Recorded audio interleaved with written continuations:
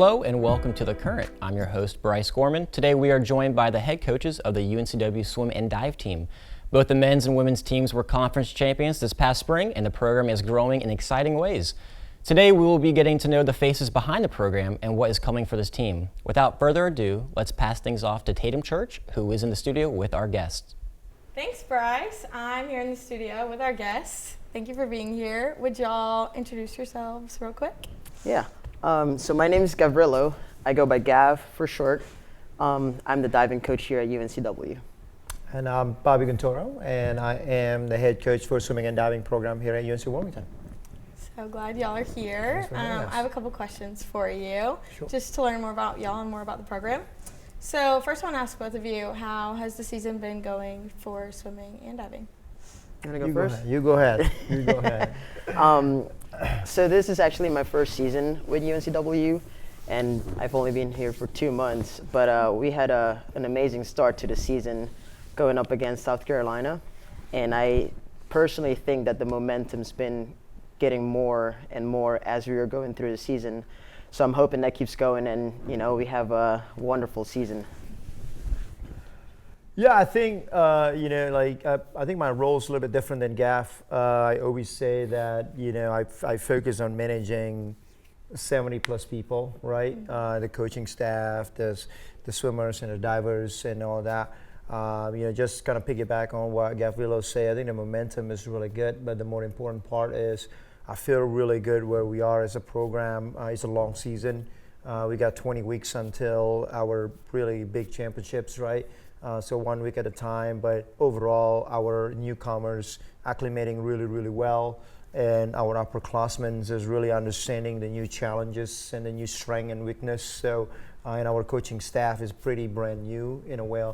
It's a new, Gavrilo is new, Connor's new. So I think overall we're getting closer as a program, and the momentum is great. Beating South Carolina certainly a cherry on top right now, but got UNC and Duke coming up, so yeah. Yeah. Bobby, I have another question for you. Right. What is your favorite thing about just coaching here and the culture at UNCW? I'm biased. I went to school here at UNC Wilmington, graduated from this university, and I think, I always focusing on the balance of life. When I kind of take a step back, when I graduated, I worked for an accounting firm. I live in New York City and all pretty fast paced. And then I worked for NC State, Power Five, pretty kind of business mind like. And then now when I came back to UNC Wilmington, one of the biggest factor we move our family to Wilmington is because the lifestyle. And I think the people around us is important, and where we live is important, and not taking that for granted. So I think my favorite part about being back here is, I'm passionate at what I do, but at the same time, we really do have a good environment for student athletes and the staff to, hey, don't take for granted where we live. And I think Wilmington is a cool place. Mm-hmm. All right, Gav, I have a question for you. Yep. How has it been being a full-time D1 coach for the first time? And just what is the biggest thing that you've learned so far? So it's been pretty great. The job is pretty similar to what I have done, but just being in charge of your own program and, being able to make your own practices and everything has been it's been very fun because, you can see what everybody needs and pretty much tailor everything to what, their needs essentially. And I think being able to do all of that, but also being in control of like the administrative side of things, all of that coming together kind of, I don't know, having both of them at the same time, it's pretty new, but it all connects so well that, it's just fun to be able to do that. The biggest thing that I've learned so far is going to be a tough one because it's been 2 months, and I feel like when you're having fun, it goes by fast. But I think learning to really have a balance between, the work side of things and then everything next to that. So just trying to manage all of that together, I think has been the biggest challenge so far. Awesome.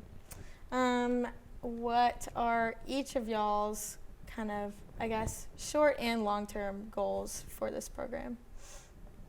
You go ahead. You go ahead. Too nice. Short term, trying to get that back-to-back conference title, both sides.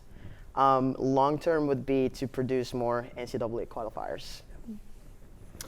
I mean, short terms, the men and women won last year for the first time since 2006. But in the 45 years history of UNC Wilmington, the men and women never won back-to-back together. So I think that's a short-term goal. I think it's harder than a lot of people think, and we certainly have potential to do that. I think long-term, being top 25 in NCAA, like why not us? So I think I've been around people that won gold medal at the Olympic Games, and I've coached some of those athletes, and we're working just as hard as those individuals. And I do think that just believing in ourselves that we can be challenging top 25 teams in the country. Yeah. This kind of goes with the last question, but what are y'all both looking forward to most about this year? For me, well, I mean, I'm always looking forward to see what my kid's going to look like in a year from now, because they're 2 years old and 4 years old. But I think the big thing is how we grow. Every year is different. We have a big team. We have total 60 student athletes, right? And I always said, hey, one person move on and one person move in. That created a different team. So I really, I never have an expectation, and I was interested I'm really just trying to grow with the team, and I just love seeing how each individual and how we acclimate with one another, and I really do love that, seeing it. And I think that's our strength as a program, making some adaptation and kind of grow together, and whatever our weakness, we figure out a way to minimize our weakness. For me, it's more, since I'm new, for me it's more about getting closer with the team. I work with the divers mostly, so I only get limited time with the swimmers, but I definitely make the best out of it. But being able to grow closer and see how we all develop throughout the season, throughout the year, and get into that last bit of the season and just seeing the development between all of us. I think that's what I'm mostly looking forward to. That's awesome. All right, I have one last question. Bobby, how do you feel about that coaches relay at the Tennessee meet? I'm going to have my revenge for sure. All right. Yeah. This guy can swim. It's been 10 years, but it's a little bit there still. All right, well, that's all the questions I have for y'all today. Sure. Thank you for your time, and I'm going to pass things back to Bryce for Wave Watch. The UNCW swim and dive team is in the midst of their fall season, preparing for their conference meet in the spring. Their next home meet is January 13th against Davidson in Hanover Hall by Trask Coliseum. Admission is free, and the teams love packing stands. So show up and show your support for the Seahawks. Another way to keep up with the Seahawks swim and dive team is to follow their Instagram at UNCW Swimming Diving. Now let's get back to Tatum and our coaches for some fun competition. Thanks, Bryce. I'm back in the studio with our guests for a little game. So the way that this game is going to work is I've asked the entire swim and dive team most likely 2 questions about our coaching staff. So they have 6 coaches to choose from: Bobby, Gav, Sarah, Caleb, Connor, and Austin. And so these coaches are going to stack cups and race to answer the question. If the first one's wrong, then the next one will get a shot at answering. Are you all ready? Yep. Okay, my first question is, who is most likely to win a fight against a shark in the water? 1, 2, 3, go. Oh, okay, I'll give you this one. Bobby! Sharks again. Connor.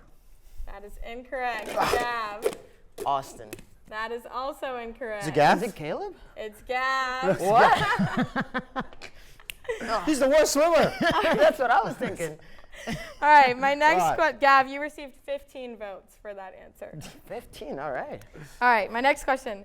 Who is most likely to successfully fight off a swarm of seagulls trying to steal their French fries on the beach? 3, 2, 1, go. All right. Bobby. She's good at this. I still got a point for this. Fight of Seagull, Kayla. That is incorrect.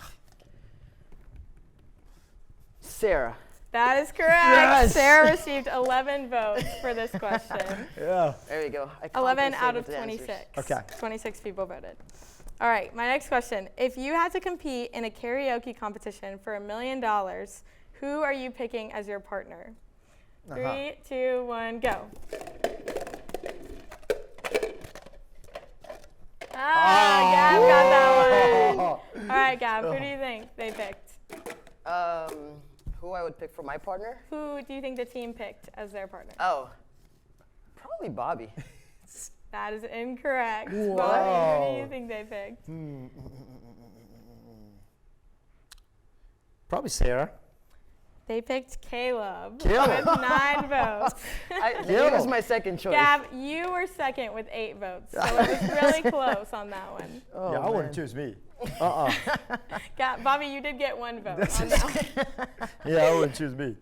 All right, next question. If you robbed a bank, who is your getaway driver? 3, 2, 1, go. No!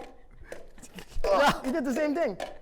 Nice. Bobby, I know the most aggressive driver in the staff is Sarah. that was the right answer. That's for sure, Sarah. She got 12 votes. Yeah. All right, this is our last question. Right. Ooh. Who would you pick to land a plane you're on in an emergency? In a what? In a what? A plane that you're riding Okay. in an emergency. Okay. So they have to land the plane, who knows Oh, where, God. it's an emergency. All right. 3, 2, 1, go.